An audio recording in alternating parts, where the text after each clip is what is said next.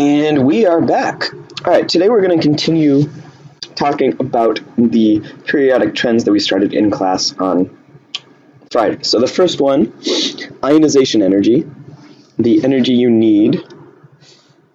So ionization energy, which can be abbreviated IE, is the energy you need to remove an electron. So if you're removing an electron, you're removing a negative charge. So that means you're creating a positively charged ion. Then electron affinity, or abbreviated EA, is the opposite of that. It's the ability of an atom to attract an electron. So if you're attracting an electron or adding an electron, you are adding negative charge, so you're making that atom positive. And then finally, atomic radius just simply refers to the size of an atom. And that's actually the first one that we are going to start with. So turn to page 5 in your notes where it starts talking about atomic radius. And we're going to talk about those two trends. So the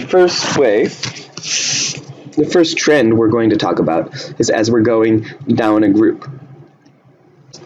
So in general, atomic radius increases as you go down a group.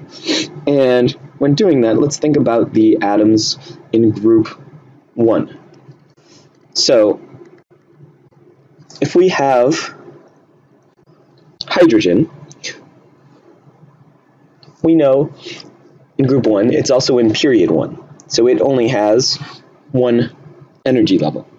Then if we go one down from that in the same group, if we go to lithium, it's in row or period 2, meaning it has 2 energy levels around its positively charged nucleus.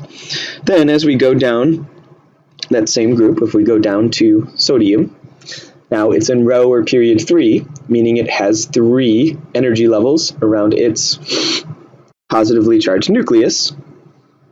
So as you can see, as we go down a group, size increases simply because you have more and more energy levels. So as we keep going down from potassium to rubidium to cesium to francium, francium is the largest since it has 7 energy levels. It's the largest.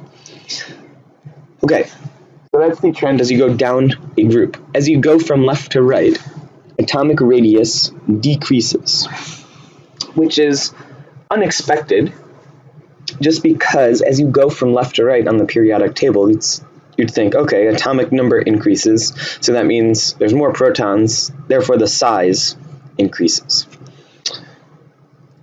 However, the thing you have to think about here, effective nuclear charge, and what that is, essentially, the charged particle in the nucleus is the protons. So here we're thinking about the number of protons, the positive charge. Okay. Then, that increased positive charge in the nucleus, it attracts those electrons outside the nucleus. So as that effective nuclear charge, or as the number of protons increases, or as the atomic number increases, that more greatly attracts the electrons, decreasing the size of an atom. So we're going to go over this example as we go across period 2 on our periodic table. So if we think about carbon, so carbon, we look at it, it has an atomic number of 6. So if it's an atom, that means in its nucleus here, it has, in its nucleus here, it has 6 protons.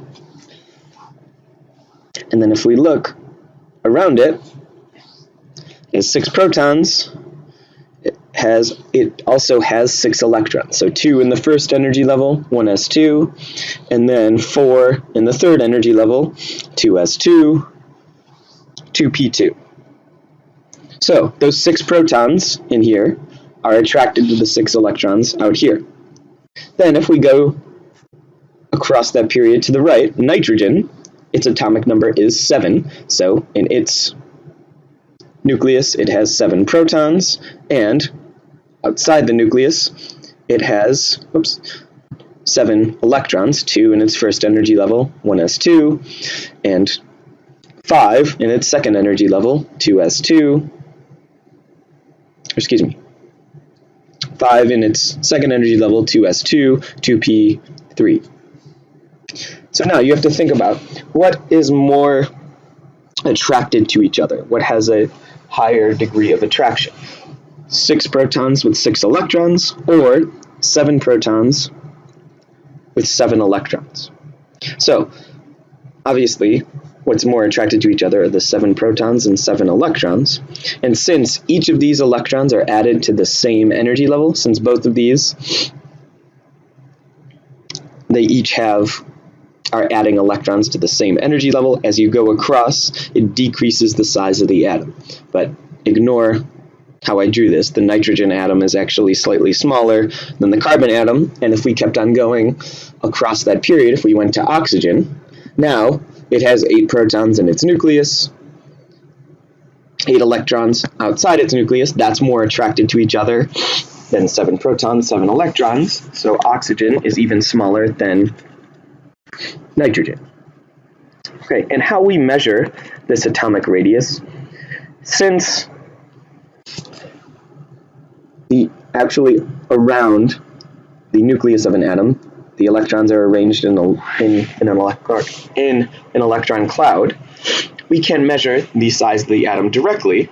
So therefore, that's why we need to measure half the distance between 2 adjacent nuclei. You couldn't just get the size or radius of an independent Br atom, since the electrons are in a cloud around it, and you're not sure exactly when that ends. So instead of just estimating those values, we see how it's bonded in compounds, so we're able to successfully measure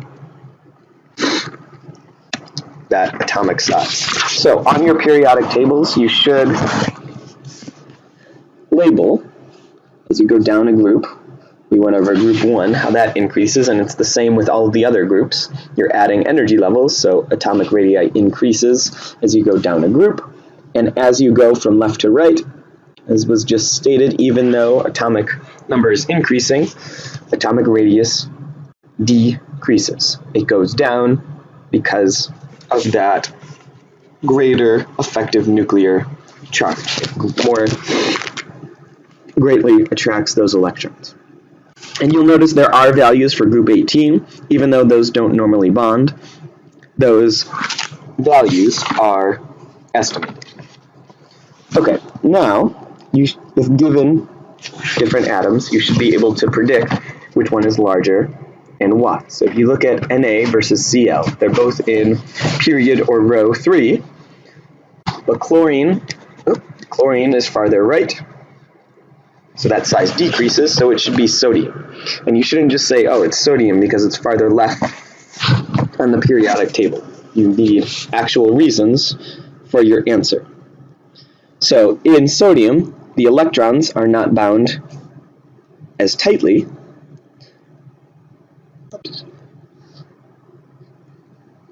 And the reason for that is due to a smaller effective nuclear charge. Okay, it only has 11 protons, so it has a smaller effective nuclear charge versus the one for chlorine, which has 17 protons. It has a greater effective nuclear charge, more greatly attracting those electrons that are all being added to the same, all those electrons to the same energy level, to the third energy level. Okay, so you should be able to analyze it like that, not just say which one is farther left or right on the periodic table. And then, which one is larger, lithium or cesium? So lithium, they're both in group 1. They're in the same column, but lithium's in period 2, so it only has 2 energy levels, while cesium has 6 energy levels, since it's in row or period 6. So it is the larger atom because it has an increase in the number of principal energy levels. Okay, it has 6 energy levels, making it a larger atom than lithium, which only has 2, since it's just in row 2. Okay, so the next one we're going to talk about, go back to the beginning, we're going to talk about ionization energy. So that's the energy you need to remove an electron. Okay. And usually it's to remove an electron from an atom that's in its gaseous state. Okay, so how we normally represent this, X can be any element as an atom. Then when we remove an electron, so an electron's a product, we will produce some positively charged ion. Okay, so for the first example, we are going to think about magnesium. And for magnesium, we should be able to write its electron configuration. So for magnesium, it has 12 electrons. So its electron configuration 1s2, 2s2, 2p6, 3s2. So we have to think about, so for this first electron removed, and I1, that means it's the first, that indicates first ionization energy, meaning it's the first electron removed. That first electron removed is from the highest energy electron, so it's one of these electrons removed from the 3s sublevel. So if we're looking at the orbital diagram, the first electron removed is the one that's spin down in the 3s orbital. So that one's removed. The second one removed is the one with the next highest energy level. So for the second ionization energy, I2, you're removing an electron from now magnesium with a +1 charge, and you'll notice that value increases because it's harder to remove an electron from something that's positively charged. Something that's positively charged wants to gain an electron rather than lose another electron. So now that electron's removed from the next electron removed is the other one in the 3s orbital. And then once we remove those two, the third ionization energy, so the third electron removed, so the electron removed from magnesium when it's +2, and you'll notice this really big jump. Yes, it increases from I1 to I2, but there's a huge jump between I2 and I3. The reason for that is now we have to remove an electron from the second energy level. We have to remove the last electron from the 2p sublevel. So that huge gap indicates, so now we're not removing a valence electron, now we're removing a core electron. And those core electrons are much closer to the nucleus. They're bound much tighter than those valence electrons. So core electrons are much harder to remove. So it takes much more energy to remove them.